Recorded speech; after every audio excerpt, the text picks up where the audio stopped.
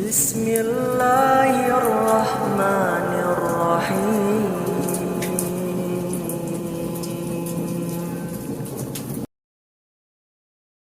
Assalamualaikum warahmatullahi wabarakatuh.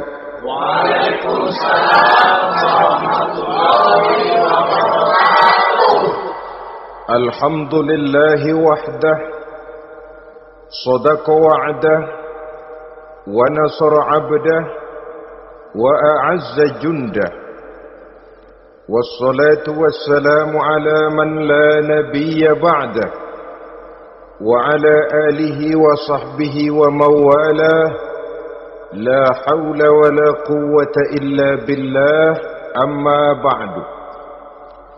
Saudara-saudara kaum muslimin rahimakumullah, seperti kita maklum bahwa Allah Subhanahu wa ta'ala menciptakan manusia dan jin untuk melaksanakan ibadah kepadanya. Manusia yang ingkar terhadap perintah ini dinamakan dengan orang-orang kafir.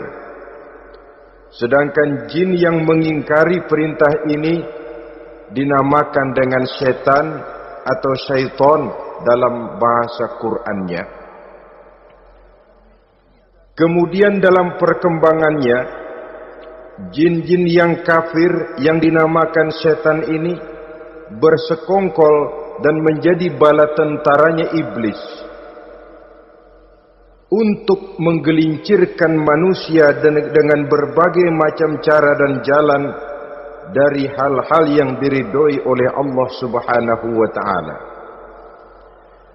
Adapun yang namanya iblis, pada hakikatnya cuma satu saja, yaitu yang ingkar kepada perintah Allah untuk sujud kepada Nabi Adam alaihi salam.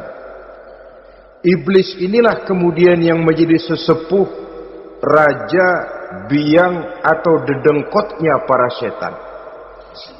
Seluruhnya akan tunduk kepada komando iblis, akan taat dan setia kepada perintah iblis untuk mencari teman yang sebanyak-banyaknya guna menemani mereka di neraka nanti.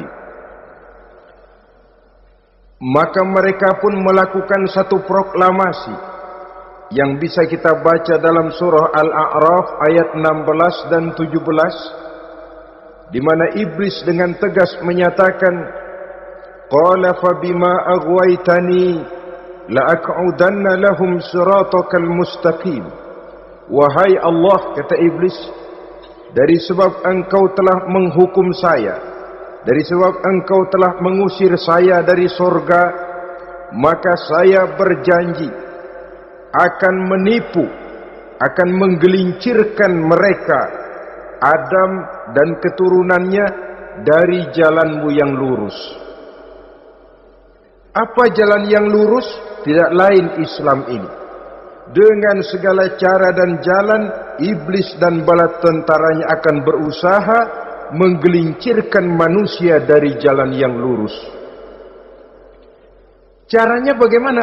Ayat ke-17 menjawab, "Tsumma la'atiyannahum min ba'di aydihim." Akan kami datangi mereka, akan kami goda mereka dari arah sebelah depan. Kalau cara itu tidak kena, wa min khalfihim, kami goda mereka dari sebelah belakang. Andai kata cara itu pun tidak mempan, wa an aymanihim, dari arah sebelah kanan. Kalaupun itu gagal, wa an syama'ilihim, kami akan datang dari arah sebelah kiri. Pendeknya dari 4 penjuru angin, iblis dan seluruh bala tentaranya yang bernama setan belum akan puas sebelum kita tergelincir dari jalan yang lurus yang diridhoi oleh Allah Subhanahu wa ta'ala. Sebagian ahli tafsir menjelaskan bahwa jika iblis menggoda dari arah depan, yang dimaksud dari depan ini adalah dunia, sehingga manusia menjadikan dunia sebagai tujuan akhir dari seluruh kegiatan hidupnya. Ia pergi pagi, pulang sore, peras keringat, banting tulang. Tidak ada yang dikejar kecuali dunia, dan cuma untuk kepentingan dunia. Dunia yang membuat orang berpaling daripada akhirat. Dunia yang membuat orang lupa kepada tujuan penciptaannya. Maka dunia termasuk perangkap iblis. Apa isi dunia? Biasanya yang lazim itu 3 ta itu. Harta, tahta, wanita. Itu yang bikin orang jadi sibuk sampai lupa kepada tujuan penciptaannya. Untuk apa dia diciptakan oleh Allah? Ini wa'an min baini aidihim. Kami goda mereka dari arah depan dengan menyodorkan dunia dalam bentuk yang hijau ranau, dunia dalam bentuk yang manis sehingga mereka tenggelam di dalamnya lalu melupakan akhirat. Kalau cara itu juga tidak kena, wa min khalfihim, kami datang dari sebelah belakang. Kami lupakan mereka kepada akhirat. Itu mah urusan nanti bagaimana saja. Yang penting yang kita hadapi sekarang apa? Dunia. Akhirat kita belum tahu dan bahkan belum tentu ada. Yang sudah pasti saja kita garap. Melupakan akhirat. Wa an aimanihim, yang dimaksud dari arah sebelah kanan, iblis dan setan selalu menghalang-halangi manusia untuk berbuat kebaikan. Karena kanan adalah lambang kebajikan. Sedangkan an syama'ilihim, kiri adalah lambang kejahatan. Dicegahnya kita berbuat kebajikan dan dibisikannya kita untuk selalu melakukan kejahatan dan kemunkaran. Wala tajidu aktsarahum syakirin, dan akan kamu dapati sedikit sekali di antara manusia yang bersyukur atas nikmat yang telah engkau berikan kepada mereka. Ditanamkan rasa ingkar kepada nikmat. Jika kita tidak kufur iman, dibuatnya kufur nikmat. Mengeluh padahal hidup sudah serba cukup, merasa masih sangat kurang padahal orang lain sudah titik air liurnya melihat keadaan kita. Sedikit sekali di antara mereka yang pandai bersyukur kepada nikmat yang telah engkau berikan itu, ya Allah. Jadi untuk ingkar nikmat, bisikan selalu datang dari iblis. Coba lihat itu, temanmu yang tidak pernah sholat, rezekinya lancar, kamu berhenti saja sholat. Yang tidak pernah ke masjid, pangkatnya naik terus, udah berhenti aja ke masjid. Atau setidak-tidaknya mengeluh dalam hati, Tuhan kayaknya tidak adil, kenapa saya rajin sholat kok rezeki seret benar. Padahal pada dasarnya kalau kita mau berpikir dalam bentuk yang paling mendasar, Allah selalu memberikan yang terbaik untuk kita. Jika begini keadaan kita, inilah yang terbaik buat kita menurut pertimbangan Allah. Jika kita menuntut lebih lagi, mungkin dengan keadaan yang lebih itu kita bisa tergelincir, dan Allah lebih tahu itu. Sebagai pencipta manusia, Allah lebih tahu tentang kemungkinan-kemungkinan yang bisa didapat dan dicapai oleh manusia. Bahasa ringannya, rezeki lu segini aja deh, lu jadi rajin sholat. Kalau rezeki lu melebihan jadi orang kaya dikit, nanti ngelihat masjid minggir. Allah selalu memberikan yang terbaik kepada kita. Saudara-saudara kaum muslimin, adapun iblis dan setan sudah menyadari betul bahwa iblis dan setan tempatnya di akhirat nanti jelas neraka. Itu mereka sudah sadari betul. Maka yang mereka kepengen sekarang, bagaimana mencari teman sebanyak-banyaknya untuk menemani mereka di neraka nanti. Nah, inilah yang menyebabkan mereka berjibaku betul. Bahkan ada satu riwayat itu, ada waktu-waktu tertentu di mana para setan ini laporan kepada iblis. Kalau ada yang laporan gagal, bukan main marahnya si iblis ini selaku komandan. Kata setan, Pak, saya gagal menggoda si fulan karena imannya kuat. Goblok kamu. Dengan apa kamu goda dia? Dengan kedudukan. Dia tidak mau. Tempuh dengan jalan lain, barangkali dengan harta. Kalau dengan harta tidak bisa, barangkali dengan wanita. Kalau dengan wanita tidak bisa, tempuh segala macam cara. Dan mereka yang laporannya enak, artinya berhasil menggoda banyak orang-orang beriman, itu kondisinya naik. Bahkan mendapat semacam piagam penghargaan sebagai kadar militan daripada iblis. Nah, mereka berusaha dengan segala macam cara mengumpulkan teman sebanyak-banyaknya. Kalau mereka sendiri sudah tahu pasti, sadar nasib saya di akhirat nanti pasti masuk neraka, diazab dan disiksa oleh Allah. Cuma saya begini ini lantaran ulahnya Nabi Adam dulu. Maka anak-anak cucu Nabi Adam harus menjadi teman-teman saya sebanyak-banyaknya guna menemani saya di dalam neraka. Oleh karena itu, pada kesempatan pertemuan saat ini, kita akan membicarakan siapa sih teman-teman setan itu. Diriwayatkan dari Wahab bin Munabbih bahwa pada satu hari iblis diperintahkan oleh Allah untuk datang kepada baginda Rasulullah sallallahu alaihi wasallam dan menjawab segala pertanyaan yang diajukan oleh baginda Nabi. Datang iblis dalam bentuk orang tua pakai tongkat. Jadi iblis itu bisa malih warna. Dia termasuk jenis makhluk halus toh. Seperti halnya jin dan malaikat, itu bisa malih warna sesuai dengan yang mereka kehendaki. Ketika datang, baginda Nabi bertanya, "Man anta?" Siapa kamu? Dia jawab, "Ana iblis." Saya iblis. Jujur. "Limadza ji'ta?" Mau apa kamu datang kemari? Kata baginda Nabi. Dijawab oleh iblis, "Innallaha amaroni an atika wa ujibaka an kulli ma sa'altani." Allah memerintahkan saya untuk datang kepadamu dan menjawab segala pertanyaan yang engkau ajukan kepada saya. Nah, atas pernyataan ini baginda Rasul kemudian bertanya dengan dua pertanyaan. Pertanyaan pertama, iblis, "Kam ikhwanuka min ummati?"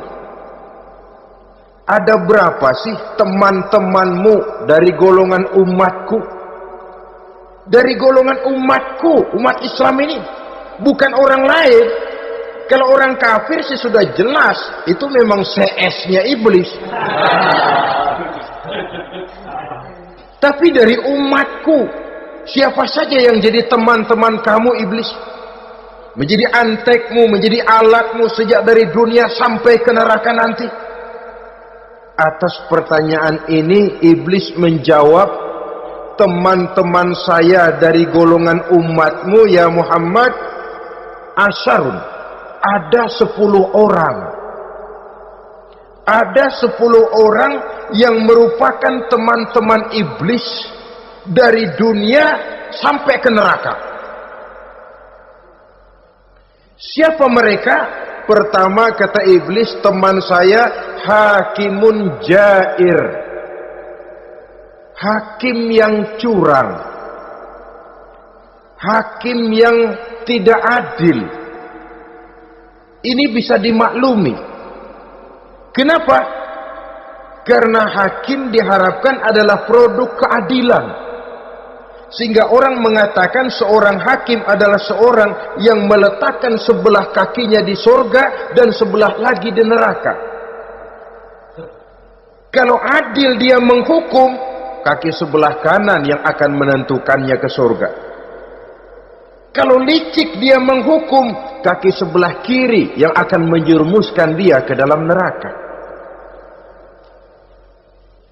Saudara-saudara kaum muslimin rahimakumullah, sesungguhnya dalam kehidupan, kurangnya sandang pangan bukan satunya-satunya sebab yang membuat orang menderita.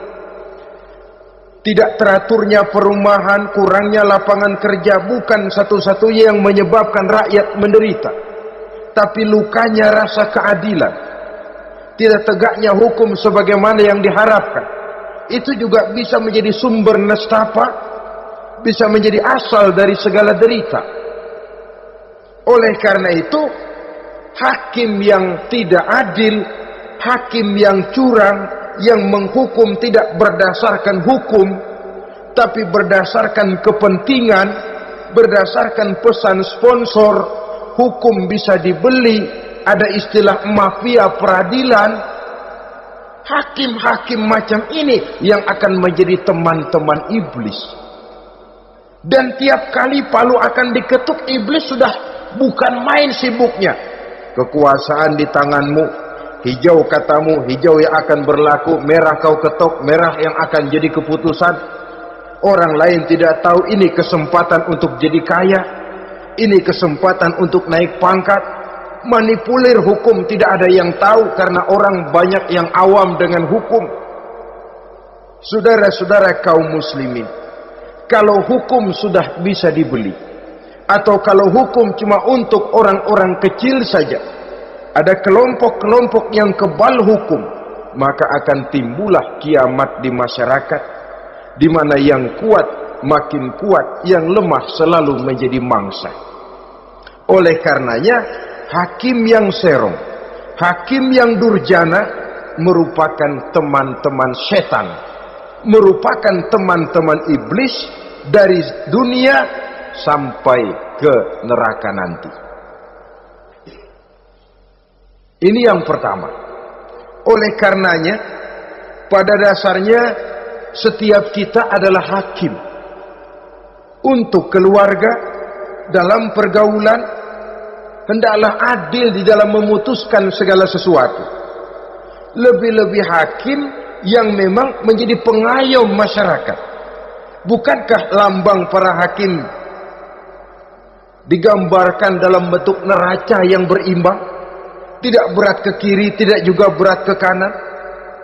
Dalam arti objektif memberikan keputusan sesuai dengan hukum, sehingga masyarakat terlindungi. Dan hakim yang adil secara praktis adalah musuh daripada setan. Dimanapun setan dan iblis paling gak demen sama hakim yang adil. Itu merupakan musuh besar bagi setan, yang menyalahkan yang salah, membenarkan yang benar. Walaupun yang salah orang besar, yang benar orang kecil.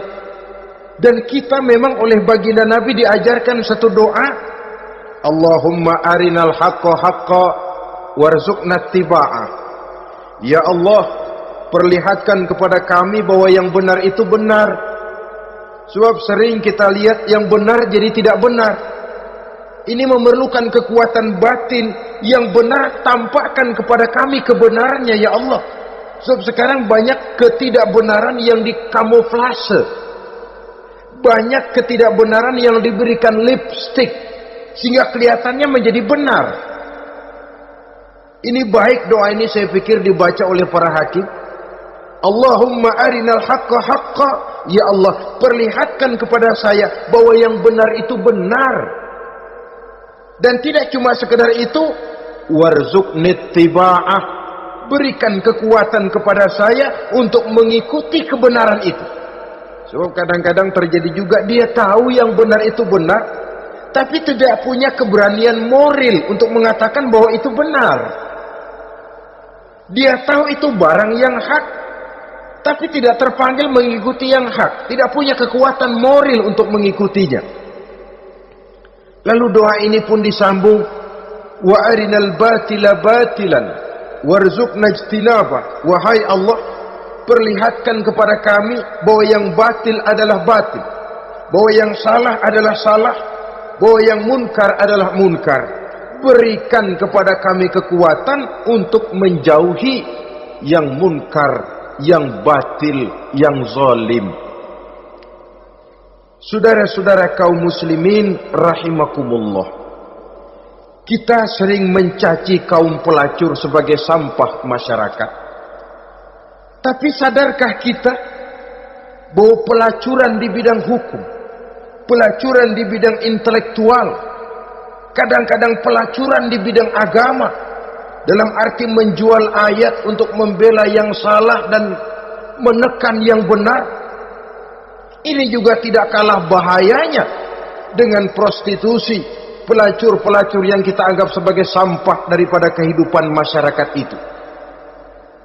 Oleh karenanya, maka hakim yang adil merupakan musuh utama daripada iblis dan setan. Mereka akan sibuk sekali kalau seorang hakim sudah berketetapan untuk melahirkan keputusan hukum yang seadil-adilnya.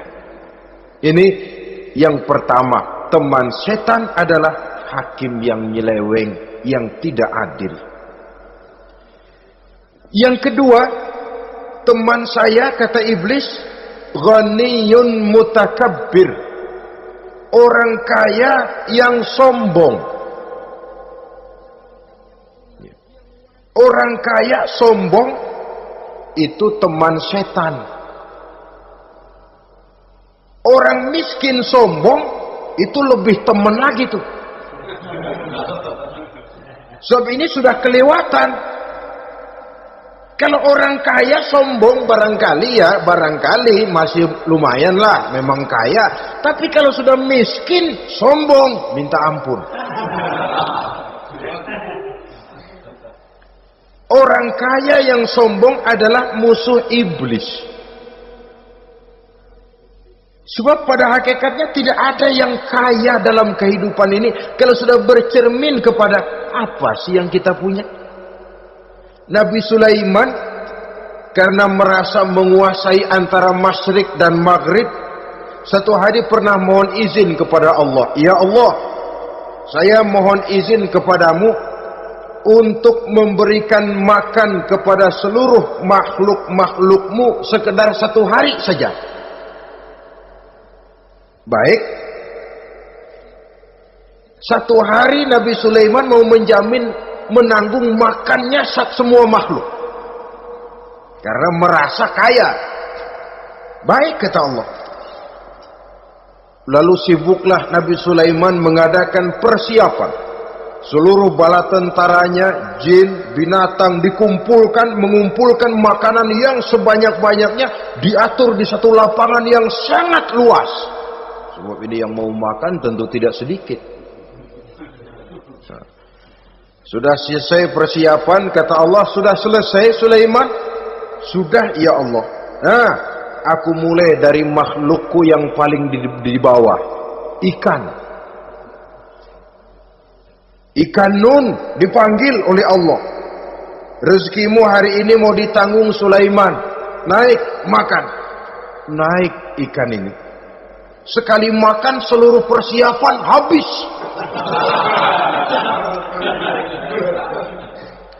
Goleng kepala Nabi Sulaiman, beliau sadar lalu sujud, maha kaya engkau ya Allah.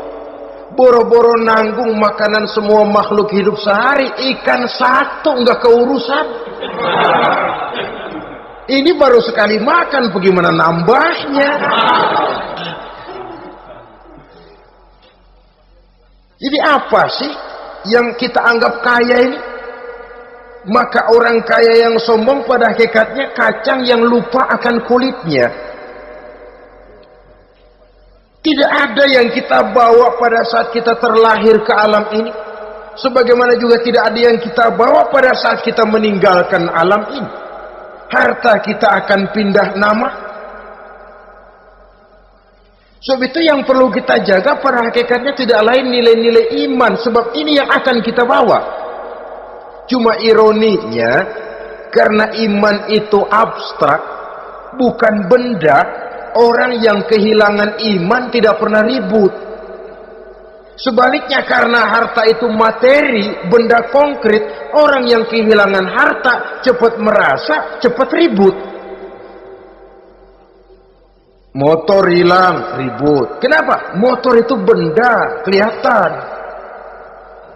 Duit hilang, ribut. Televisi hilang, ribut. Kenapa? Benda. Tapi kalau iman yang hilang, wah kelihatannya tenang-tenang saja, Pak.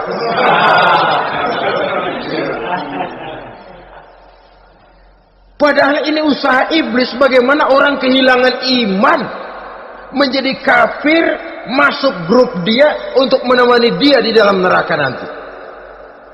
Dia gelincirkan iman kita, dan kita sering tanpa terasa telah mengalami pergeseran nilai-nilai iman, kalau tidak tergusur sama sekali. Cuma saya katakan tadi, oleh karena iman ini bukan benda, orang yang kehilangan iman kurang begitu merasa, padahal ini yang paling berharga. Sebab ini yang akan kita bawa menghadap Allah. Orang itu kalau sudah yakhruju minad dunya bighairi iman, keluar dari dunia, meninggalkan dunia dan seluruh isinya, kembali menghadap Allah dengan tidak membawa iman, tempatnya jelas sudah. Itu yang paling kita khawatir. Pangkat jelas tidak kita bawa, harta benda akan pindah nama jadi milik ahli waris kita. Tiba-tiba iman yang cuma satu itu tempat kita bergantung, hilang juga dari diri kita. Dengan apa kita mau menghadap Allah? Dan kemalangan apa yang lebih besar dari orang-orang yang telah kehilangan iman pada saat dia menghadap Allah Subhanahu wa ta'ala. Karena itu saudara-saudara, terutama yang diberikan amanah berupa harta oleh Allah dalam kehidupan ini, bersyukurlah kalau saudara diberikan kepercayaan oleh Allah untuk menyalurkan rezeki kepada orang lain, seperti keran yang nyimpen air tapi tidak untuk dirinya, disalurkan kepada yang memerlukannya. Rezeki dia cuma lewat tangan saya, rezeki dia cuma lewat tangan saya. Berbahagialah orang kalau dipercayai Allah untuk menyalurkan rezeki kepada orang lain. Artinya agen. Wong ditunjuk jadi agen Allah, kok nggak bangga? Kalau sudah kemari cara berpikir, insya Allah rasa bakhil bin pelit alias medit bin koret.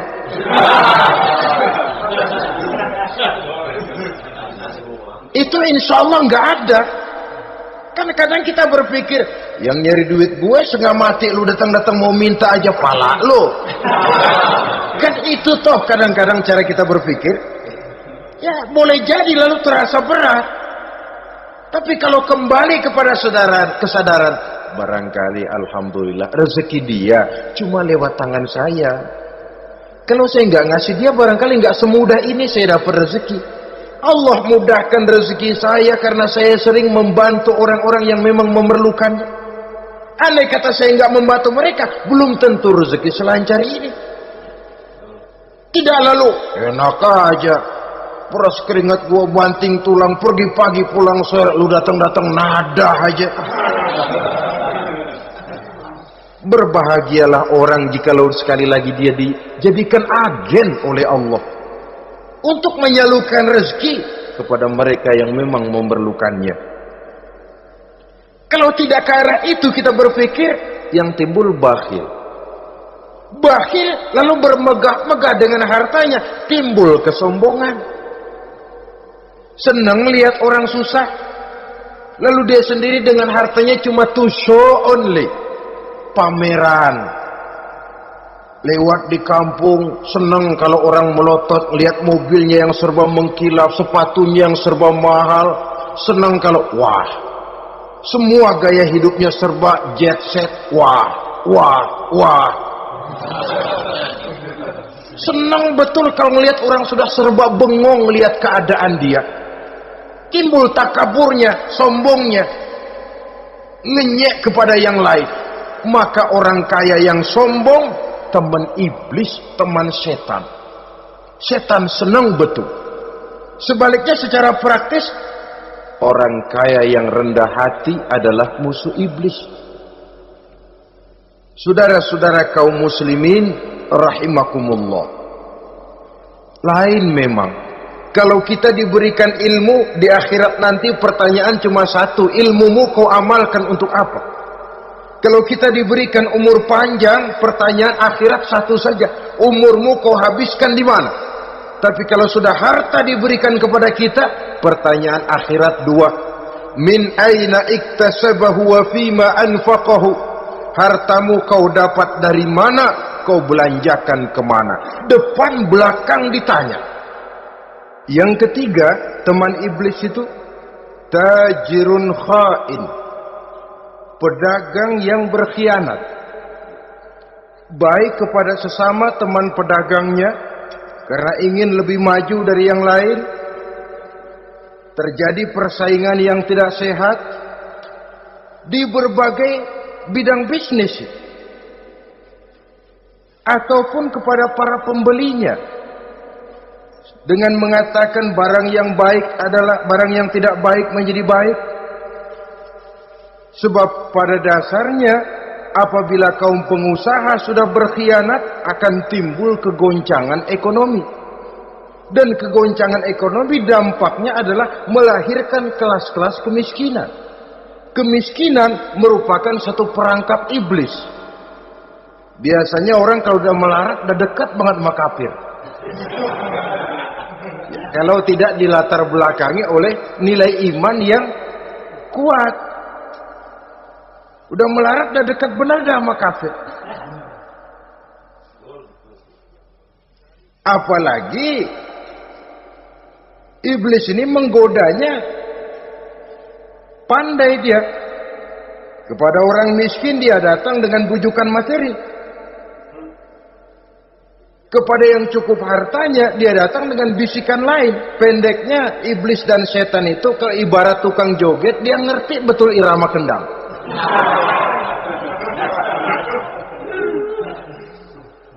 Di mana kelemahan orang itu dia selidiki, dia pelajari, dari arah situ dia masuk.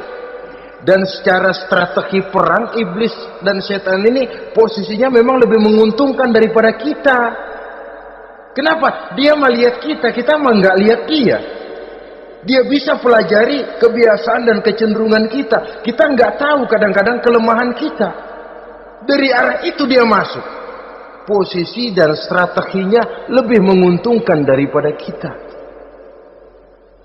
Saudara-saudara kaum muslimin rahimakumullah, bila ekonomi sudah goncang, terjadi penimbunan barang, terjadi spekulasi harga, timbullah kegoncangan sosial.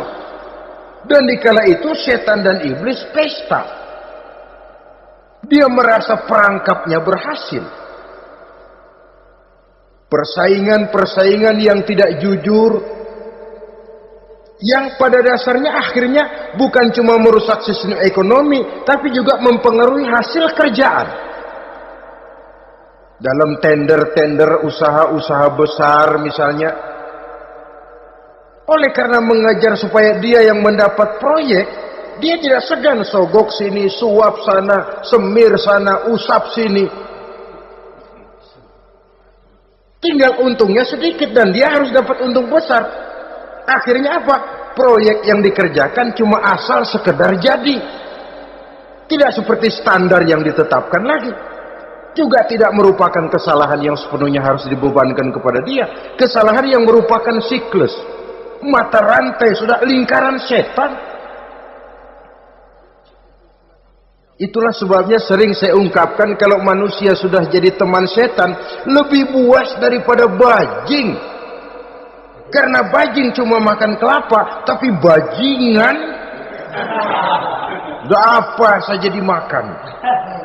Sudah jadi teman-teman iblis, tidak ngerti halal haram, hak dan batil. Ini kepentingan pribadi apa kepentingan orang banyak, yang penting sikat saja. Jadi yang ketiga ini targetnya memang kekacauan ekonomi. Yang kemelaratan, kemiskinan merupakan tangga untuk sampai kepada kekafiran. Dan iblis tahu betul itu.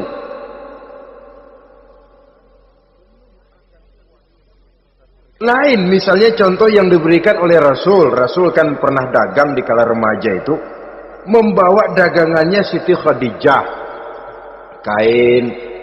Beliau dagang kain. Berapa kain ini? Oh, kalau ini saya ambil dari Ibu Khadijah 25 rupiah. Saudara mau beli saya berapa terserah, asal saya ada untungnya. Dan kalau modalnya 25, betul-betul beliau bilang 25. Jujur. Kita kan enggak, udah bohong campur sumpah lagi.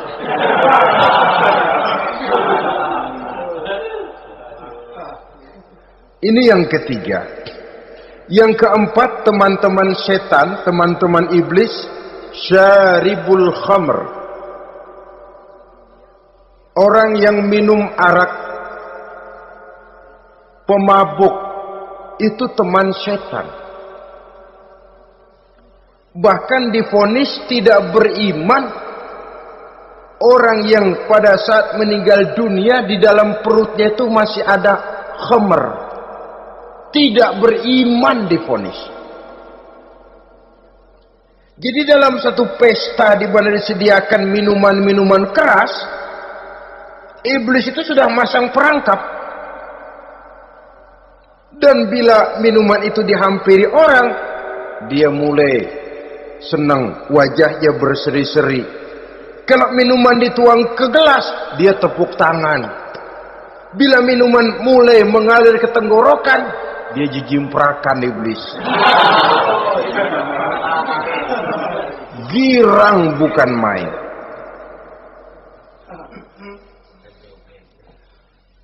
Saudara-saudara kaum muslimin rahimakumullah. Kenapa pemabuk merupakan teman setan? Karena dalam keadaan mabuk, orang kehilangan daya kontrol.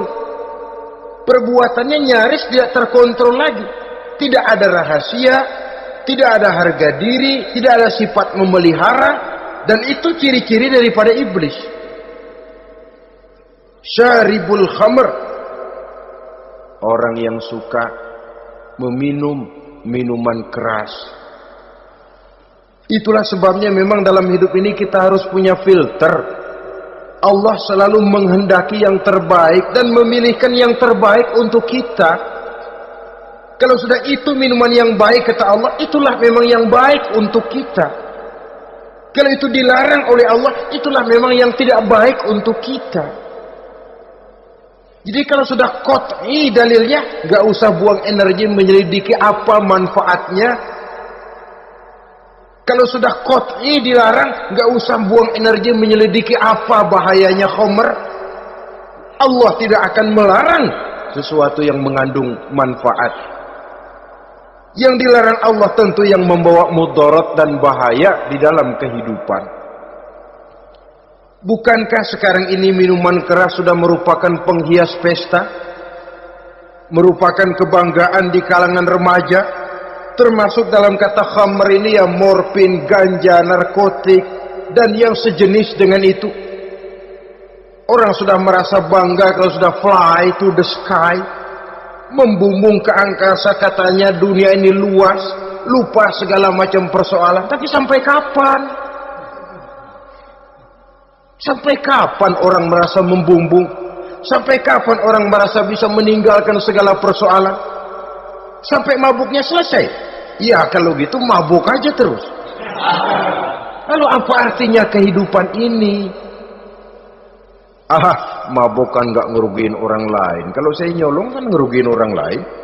Kalau saya korupsi ngerugiin orang lain. Kalau saya zina jelas ada orang lain yang dirugikan. Tapi minum khamar, siapa yang rugi? Uang-uang saya. Saya beli dengan uang saya, yang minum pun saya. Siapa yang rugi? Saudara, ini pemikiran sepihak namanya. Pertama jelas merugikan diri sendiri. Kesehatan terganggu, pertumbuhan IQ, ya, daya pikir jadi jumud bin beku. Tidak ada idealisme ke arah depan. Yang ada ya, yang dipikirkan ya, yang di depan hidungnya saja. Dan konon itu pada mulanya memang orang kan sifatnya cuma ingin tahu, nyobain, ketagihan. Ya kalau orang tuanya masuk golongan have, mampu. Ya, kalau orang tuanya termasuk ekonomi lemah, sedangkan kecanduan hal yang tidak bisa ditangguhkan. Orang yang sudah kecanduan minuman keras, sekali dia tidak minum, sudah bukan main rasanya. Orang yang sudah biasa minum ganja, morfin, narkotik, satu kali dia tidak bertemu itu, sudah nggak keruan rasa. Orang tuanya tidak mampu, kenapa lalu nggak ngelamun yang negatif? Ya kalau dia keluarga have, orang tuanya masih ngelarang, dia bisa jual hal lain di rumahnya yang ada harganya. Tip deka itu, video kah itu, mobil kah digade dulu. Kalau di kampung, anak-anak muda yang menengah ke bawah, kenapa nggak ayam orang disamber?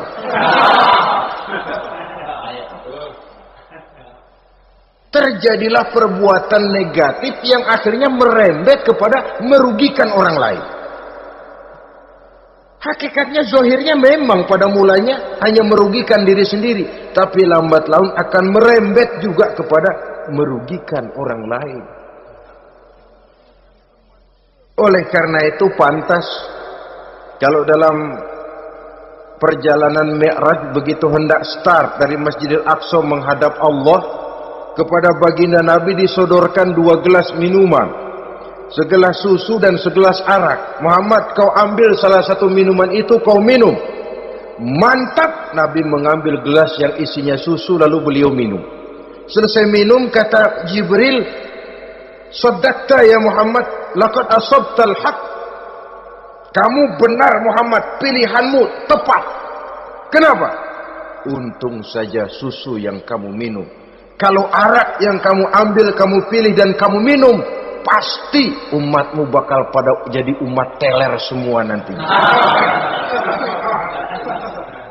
Wong Nabi milih susu saja umatnya masih banyak yang teler. Apalagi kalau beliau memilih khamar waktu itu. Tapi ini sekedar simbol bahwa begitulah kita dalam hidup. Saudara, kalau di depan kita ditaruh segelas jamu, segelas sirup, kira-kira pilih mana? Jamu. Sirup apa jamu? Jamu. Orang yang berpikir panjang ke depan, dia bakal pilih jamu. Memang pahit, getir, nggak enak, tapi besok pagi badan enteng, kerja semangat, berpikir cerdas, gairah ada. Orang yang pikirannya pendek, ngapain jamu, getir nih, sirup nih, manis ini. Dia minum, bukan main manisnya, besok pagi bibir pada jontor. Begitulah dalam kehidupan ini. Maka hendaknya kita berusaha dengan sekuat kemampuan untuk menghindarkan diri dari minuman keras dan pengaruh-pengaruhnya. Yang kelima, teman iblis itu al-qattat, tukang-tukang fitnah. Itu suling iblis itu, trompet setan. Sebab apa? Benar kalau Quran mengatakan, Nabi mengatakan al-fitnatu asyaddu minal qatl. Fitnah lebih bahaya dari pembunuhan. Sebab apa? Pembunuhan membunuh orang secara langsung. Fitnah membunuh orang pelan-pelan. Kalau mati mendingan cepat daripada pelan-pelan. Pelan-pelan mati, cepat mati enakan cepat, nggak ngerasain sakit. Fitnah membunuh orang pelan-pelan. Nama baik orang hancur, dicoreng-moreng di tengah masyarakat. Maka tukang-tukang fitnah, teman-teman setan dari dunia sampai ke neraka nanti. Karena fitnah lebih bahaya daripada pembunuhan. Mengada-ada yang tidak ada diada-adakan, fitnah. Melebih-lebih, berita semeter jadi 3 meter, yang 2 meter. Ya kalau positif, kalau negatif, fitnah. Memang orang bilang kalau kita nitip duit jangan harap lebih, kurang bisa.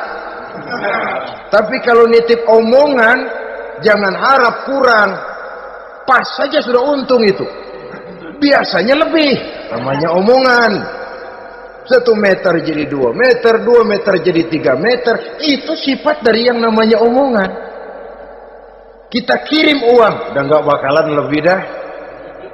Ini nitip uang sama saya 50.000, tambahin 10.000 langka yang berpikir begitu. Kurang malah bisa. Enak aja nitip, gua kan kemarin pakai ongkos. Hitung transport misalnya. Tapi kalau sudah nitip omongan, pas saja sudah untung loh. Biasanya malah lebih. Fitnah pernah melanda Nabi Zakaria. Fitnah pernah melanda Habil dan Qabil. Fitnah pernah melanda Nabi Ibrahim. Fitnah bahkan pernah melanda kehidupan baginda Rasulullah sallallahu alaihi wasallam. Dalam peristiwa yang lazim kita kenal dengan hadisul ifki, bagaimana gosip pun sempat mengguncang rumah tangga kehidupan baginda Nabi.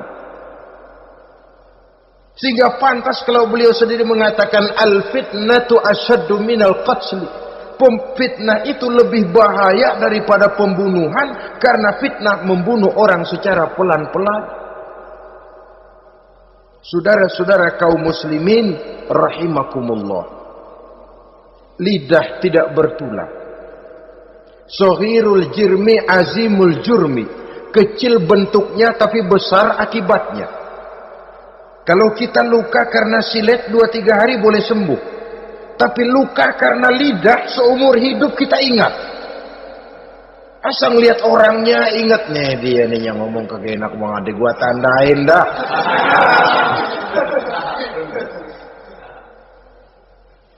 Itulah sebabnya pepatah bilang salamatul insan fi hifzil lisan.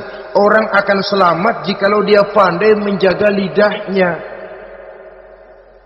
Saudara-saudara kaum muslimin, yang keenam, teman setan sahibur riya. Orang yang riya, beramal cuma to show only, supaya ingin dipuji orang, ingin dilihat orang. Riya namanya. Tidak ada ikhlas. Sebab kata Imam Ghazali, an-nasu kulluhum niyamun illal alimun wal alimuna, an-nasu kulluhum mauta illal alimun wal alimuna niyamun illal amilun wal amiluna mughtarruna ilal mukhlisun. Manusia itu pada hakikatnya mati kecuali orang alim. Orang alim sekalipun hidup hakikatnya adalah tidur, kecuali orang yang mengamalkan ilmunya. Dan orang yang mengamalkan ilmunya banyak yang tertipu, kecuali orang yang ikhlas. Tepat ini fatwa Imam Ghazali.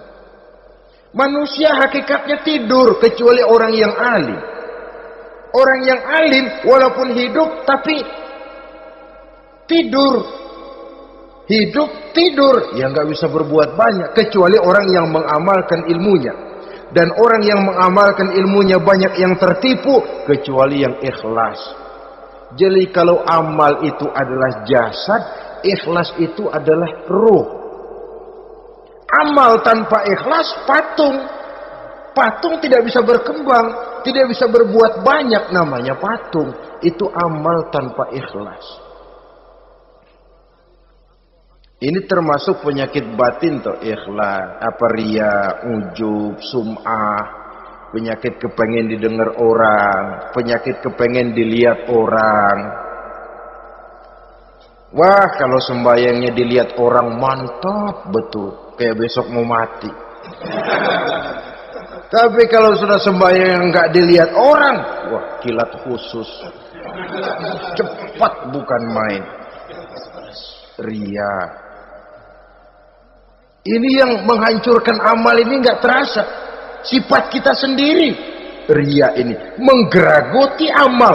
Sebagaimana api menggeragoti kayu bakar. Yang ketujuh. Teman setan akilu malil yatim. Orang yang memakan harta anak yatim. Itu setan senang betul itu. Dia bisikan, kau kan ngurus anak yatim. kau sudah menanamkan budi kepada mereka, jadi wajar kalau kau ambil bagian.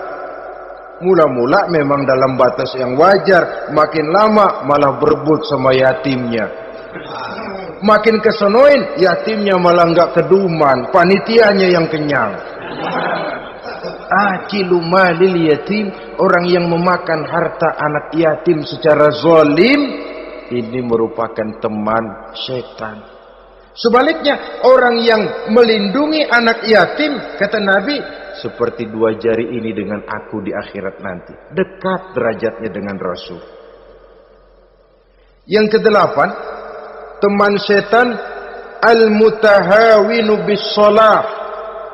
Orang yang nganggap enteng sholat, ngenteng-ngentengin sholat. Nanti aja dah, kalau udah tua-tuaan, bayang mah gampang, saban sari ada. Kalau ini nih tinju jarang-jarang. Al-mutahawin, ngenteng-ngentengin. Pada dasarnya agama itu mudah, jangan dipersulit, tapi juga jangan dipermudah. Agama itu tidak berat, jangan diberat-beratin, tapi juga jangan dienteng-entengin.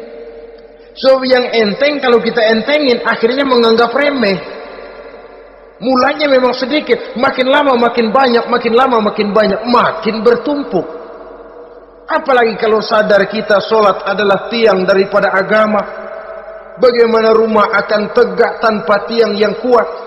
Bagaimana agama akan tegak dalam diri seseorang kalau sholatnya dia enteng-entengi? Jangankan yang sunnah, yang wajib saja. Kadang-kadang tutup lubang gali lubang.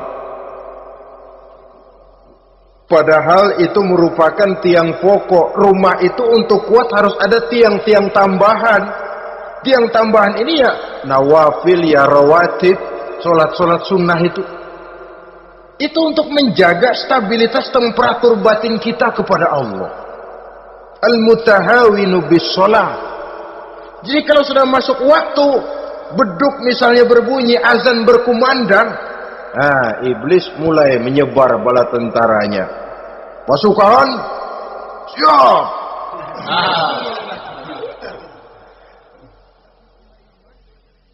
Kama yang dagang dia bisikin, sedang enaknya lu dagang, gua beli lagi banyak-banyak, sembahyang mah ada besok. Sama yang kerja, jangan ditinggal, ini kerjaan tanggung, sembahyang masih ada besok. Saudara-saudara kaum muslimin rahimakumullah, andai kata kita berhasil, kita tinggalkan kesibukan, lalu kita pergi sholat, apa iblis diam? Setan tenang? Tidak, masih dia bisiki kita. Iya, kalau mau sembahyang ya sembahyang, nggak cuma buruan udah. Nah, yang mau belanja, yang menunggu, bukan main. Sampai rukuk kita tidak sempurna, bacaan kita semrawut, sujud kita tidak lengkap, sholat juga, tapi disitulah masuk iblis. Atau kalau itu kita berhasil cegah, rukuk tertib, ada tumakninah, sujud bagus, iblis masuk lagi. Wah, memang sembahyang kamu mantap, orang lain gak ada yang sembahyang kayak kamu. Yang timbul apa? Ujub, sombong kepada diri sendiri. Begitu rapi sembahyang, lu ya pada kagak sembahyang, apaan lu? Gua nih. Itu sudah perangkap iblis. Jadi lewat segala macam cara dan jalan, kepada yang ibadahnya bagus ditanamkan rasa ujub, kepada yang mau berusaha bagus ditanamkan sifat was-was, buru-buru. Saudara-saudara kaum muslimin, ini yang ke-8. Yang ke-9, mani'uz zakah. Orang yang enggan membayar zakat itu teman setan. Gak ada urusan sama zakat. Sayang-sayang harta dizakatin. Saudara-saudara, padahal zakat itu kata Nabi, zakku amwalakum biz zakat. Bersihkan hartamu dengan zakat. Jadi barangkali bercampur harta itu dengan sedikit yang tidak baik, bercampur dengan yang kotor. Zakat itu membersihkan yang lain. Kita misalnya dalam satu kelas punya murid 40 orang, 42 orang, ada 2 orang yang bandel, nggak ketulungan. Sudah segala macam cara kita perbaiki, nggak juga berhasil. Ini kan kalau nggak diatasi kan mempengaruhi yang teman-teman yang 40 orang. Untuk menyelamatkan yang 40 ini, nggak apa-apa yang 2 keluarin. Bikin pemecatan. Anak saudara, kami sudah tidak sanggup lagi mengajar. Dengan ini kami berhentikan dari sekolah yang kami pimpin untuk menyelamatkan teman-teman yang lebih banyak. Mengeluarkan yang 2 untuk menyelamatkan yang 40. So kalau tidak ini nanti ngerembet, yang 40 ngikut jadi ngeres. Itu juga harta. Zakat untuk membersihkan yang masih tersisa. Yang terakhir, yang ke-10, teman setan, musuh, teman iblis, man yutilul amal, orang yang terlalu panjang angan-angan, penghitung bintang di langit, yang hidup cuma ngitung jikalau, wiridannya cuma jikalau.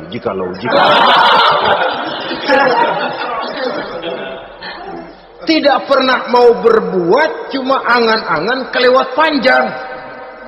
Yang ngelamun kan nggak ada sekolahan, ya siapa juga bisa ngelamun. Orang bukan tidak boleh bercita-cita, bahkan cita-cita yang mendorong kita untuk bergairah dalam kehidupan. Tapi kalau cita-cita tanpa langkah konkret, yang penting kan punya kemauan, lebihnya tawakal, nggak cukup. Pernah datang ke masjid seorang sahabat. Begitu sampai dia turun dari onta, langsung menghadap baginda Nabi. Nabi tanya, ontamu udah diikat belum? Belum ya Rasul. Kenapa? Saya tawakal kepada Allah. Tuh orang diomelin sama Nabi. Ikat dulu, habis gitu baru tawakal. Betul toh. Ikat dulu tuh onta, lebihnya baru tawakal. Kalau udah diikat masih lari juga, itu tawakal. Lah belum diikat udah tawakal.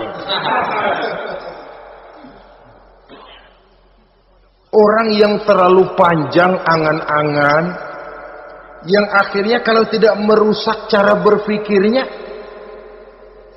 akan mendorong dia kepada perbuatan yang negatif untuk mewujudkan angan-angannya itu. Macam misalnya ya, pakaian kepengen bagus, harta mau banyak, usaha ogah, kerja capek sedikit tidak mau, kepengen seperti orang-orang, lalu ngelamun. Kalau tidak jadi gila, ya merusak perbuatannya. Kan berapa banyak orang yang kepengen kaya gagal lalu jadi sableng. Kertas koran ditumpukin, dikantongin, dia kira gepokan duit. Hawanya duit udah banyak aja. Tulul amal, terlalu panjang angan-angan. Nah, saudara-saudara, kalau kita sudah tahu itulah teman-teman setan, teman-teman iblis, mari kita berusaha jangan termasuk salah satu di antara 10 orang yang menjadi teman-teman iblis ini. Lalu cara untuk mengatasinya bagaimana? Imam Al-Ghazali rahimahullah memberikan tuntunan. Pertama, untuk mengatasi perangkap setan, jangan sampai kita termasuk salah satu teman setan, zikrullah. Banyak ingat kepada Allah.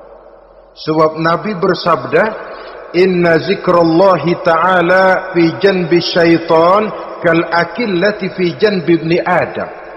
Sesungguhnya zikrullah, zikir kepada Allah itu dapat menyakiti setan sebagaimana penyakit menyakiti lambung anak Adam. Jadi setan itu akan kurus kalau kita hantam pakai zikrullah. Setan tidak berdaya, lemah kalau kita hantam pakai zikrullah. Ingat Allah, selalu merasakan kehadiran Allah dekat dalam hidup. Itu senjata pertama. Dengan zikrullah, setan kurus. Kalau udah kurus, ya lemas, nggak berdaya ngadepin kita. Tapi kalau nafsu yang kita ikutin, kita umpanin tuh setan. Lah gemuk, begitu gemuk, makin berleluasa dia ngutak-ngatik kita. Yang kedua, jangan mendekati tempat maksiat. Sebab man hama haulal hima yushiku ayyaqa fi. Orang yang main di pinggir kali ditakutin kecebur di kali. Jangan mendekati tempat yang cenderung membawa kita ke tempat maksiat. Saudara-saudara, yang ketiga, mengosongkan perut. Dalam arti rajin puasa, puasa sunnah. Kata Nabi, inna syaitan yajri min ibni adam majrad dam fadayyiku majariyahu bil ju'. Setan mengalir dalam diri manusia seperti mengalirnya darah. Maka persempit jalan setan dengan apa? Bil ju', dengan memperbanyak lapar. Bukan memperturutkan syahwat. Pantas kalau Nabi bilang, saya adalah sekelompok orang yang tidak makan kecuali kalau kami lapar. Dan kalau kami makan, tidaklah sampai kekenyangan. Bukan enggak kenyang, tapi enggak kekenyangan. Yang terakhir kata Imam Ghazali, hendaknya kita selalu ingat bahwa tujuan iblis dan setan adalah menjerumuskan manusia, menyengsarakan manusia, supaya kita menjadi teman mereka di neraka nanti. Kalau ingat itu, insya Allah kita bisa mengerem diri. Nah, inilah saja yang dapat kita sampaikan pada pertemuan kali ini. Mudah-mudahan ada manfaatnya. Terima kasih dan mohon maaf. Usikum wa nafsi bitaqwallah. Wassalamualaikum warahmatullahi wabarakatuh. Waalaikumsalam warahmatullahi wabarakatuh.